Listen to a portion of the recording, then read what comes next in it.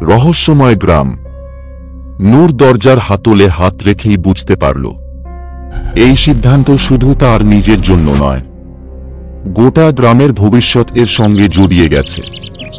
ঠিক তখনই বুড়ো লোকটা সামনে এগিয়ে এসে বলল, তুমি ভাবছ দরজার ওপাশে ভূত আছে? না, ওটা ভূতের থেকেও খারাপ। নূর কাঁপা গলায় বলল, তাহলে কে আটকে রেখেছে ওকে? বুড়ো লোকটা কিছুক্ষণের জন্য চুপ থেকে বলল, আমার মেয়ে শায়রা অনেক বছর আগে এই মন্দিরে হারিয়ে গিয়েছিল।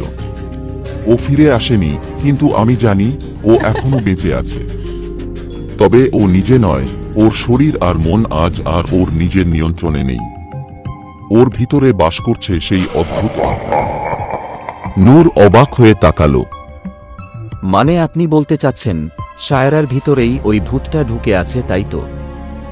না, ভূত বললে ভুল হবে। ওর অদ্ভুত কাজকর্ম এবং অদ্ভুত শক্তি। ওটা এক মায়াজীব যে মানুষের মনকে নিজের করে নেয়। আর হ্যাঁ, একবার ঢুকে গেলে সহজে বের হয় না।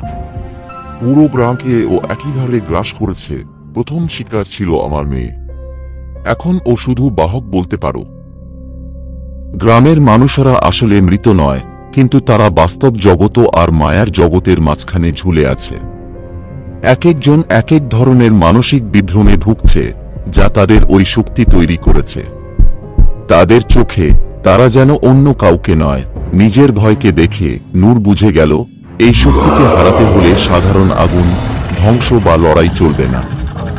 এই যুদ্ধ হতে হবে মনের ভেতরে, যেখানে ভয়, স্মৃতি আর ইচ্ছার লড়াই চলে। বুড়ো লোকটি বলল, আগামী অমাবস্যায় যদি শায়রাকে বলি দেওয়া হয়, সেই মায়াজীব পূর্ণ শক্তি পাবে এবং সম্পূর্ণ শরীরে রূপ ধারণ করে এই গ্রামে রাজত্ব করবে।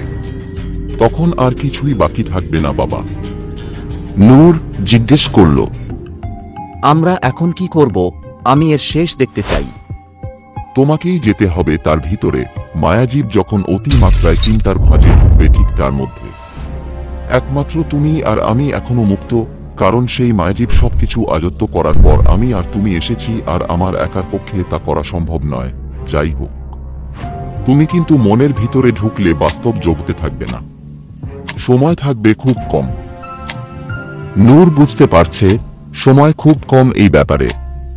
তার প্রথম কাজ হবে বিশ্বাসকে দৃঢ় করা এবং সর্বশক্তিমান আল্লাহর ওপর ভরসা রাখা। বুড়ো লোকটি নূরকে নিয়ে গেল সেই পাহাড়ের কাছে, যার নাম ছিল কালা পাহাড়। প্রায় চিন্তিত সুরেই বুড়ো লোকটি বলে উঠল, সাবধানে নূর, আমরা অনেক বড় দায়িত্ব কাঁধে নিয়েছি। পাহাড়টা নীরব, হালকা কুয়াশায় মোড়া, শীতল হাওয়ায় পাতার ঝিরঝিরে আওয়াজ। নূর ধীরে ধীরে উঠছে পাথুরে পথ বেয়ে। নূর রাস্তা চেনে না, তবুও দেখা যাচ্ছে নূর সামনে আর বুড়ো মানুষটি তার পেছনে।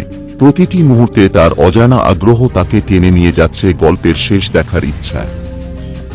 একটু এগোতেই ঝোপঝাড়ের ভেতর দিয়ে একটা সরু রাস্তা খুলে গেল। ওপাশে একটা খাদ, খাদের পাশে পাথরের খাঁজে ছোট্ট এক গুহা। ভেতরে যেন নীরবতার মধ্যেও কিছু একটা শ্বাস নিচ্ছে, অদৃশ্য অথচ উপস্থিত। নূর ভিতরে ঢুকল। গুহার ভেতরটা ঠান্ডা আর ভেজা, কুয়াশা যেন এখানে জমে থেকে গেছে শত বছর। হঠাৎই পেছনে দরজা বন্ধ হওয়ার মতো এক শব্দ, গুহার মুখে বাতাস থেমে গেল। কে এসেছে? একটা কর্কশ অথচ কোমল গলা। নূর ভয় পেল না, সে সামনে এগিয়ে যায়।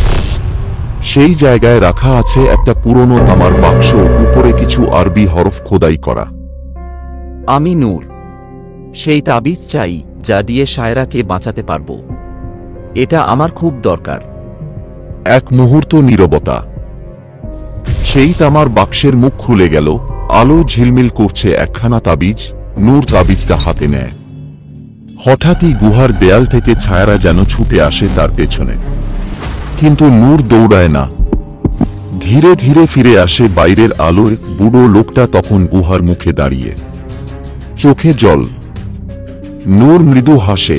তারা মন্দিরের কাছাকাছি ফেরত আসতেই নূর একটু ধাক্কা খেল, যেন এই প্রথমবার তার বাস্তব জগতে চিন্তা করার সুযোগ পেল। হঠাৎই নূরের মনে হলো, কে সেই ভূত? সেই ভূত সায়রাকেই কেন বেছে নিল? একটু আগে গুহাতেই বা কি ছিল? এত সহজেই আমায় তাবিজ দিয়ে দিল। সে কি আমাদের অপেক্ষায় ছিল? বুড়ো লোকটা আমার সঙ্গে কেন গেল না? এক ধরনের এলোমেলো ভাবনা এবং প্রশ্ন তাকে গ্রাস করতে লাগলো।